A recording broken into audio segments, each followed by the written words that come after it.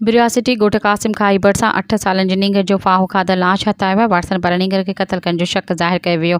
Watson नींगर जो लाश क़ौमी इशारा ते रखी धरणो हणी सख़्त नारेबाज़ी कई। इतला ते पुलिस वाक़िए वारे हंधि पहुची वाटसन खे ख़ातिरीअ बाद धरणो ख़त्म कराए नींगर जी लाश खणाए पोस्टमार्टम लाइ बिरियासिटी अस्पताल आंदो। अस्पताल में नींगर जी सुञाणप अली हैदर पुट मोहम्मद ख़ान बिरोही तौरु थी आहे, जेको आल अज़ान पंप भरिसां घर पंहिंजा जो रिवासी आहे। उन मौक़े ते नींगर जे भाउ अली बख्श बिरोही ॿुधायो त संदसि भाउ गुज़िरियल ॾींहं खां पुरअसरार नमूने सां गुम आहे।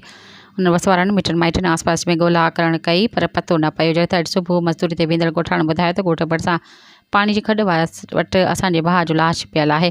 हुन ॿुधायो त वाक़िए वारे हंधि भाउ खे पंहिंजे ई अगट सां घोटो ॾिनल लाश पियल हो। हुन चयो त असां ग़रीब मिसकिन आहियूं, असांजी कंहिंसां का दुश्मनी न आहे, ख़बर न आहे भाउ खे कंहिं ऐं छाजे करे मारियो आहे।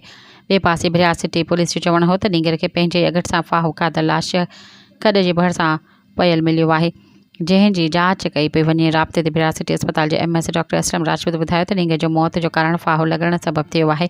शुरूआती रिपोर्ट में नींगर सां ज़्यादती जी तस्दीक न आहे थी। नींगर जा जुज़ा वरिता विया आहिनि, जेके रोहिड़ी लेबॉरेटरी मोकिलिया वेंदा, जितां रिपोर्ट अचण बाद फाइनल रिपोर्ट करी वेंदी। सब्सक्राइब कयो अवामी न्यूज़ HD खे ऐं ताज़ा तरीन ख़बरुनि लाइ ॾिसंदा रहो अवामी न्यूज़ HD।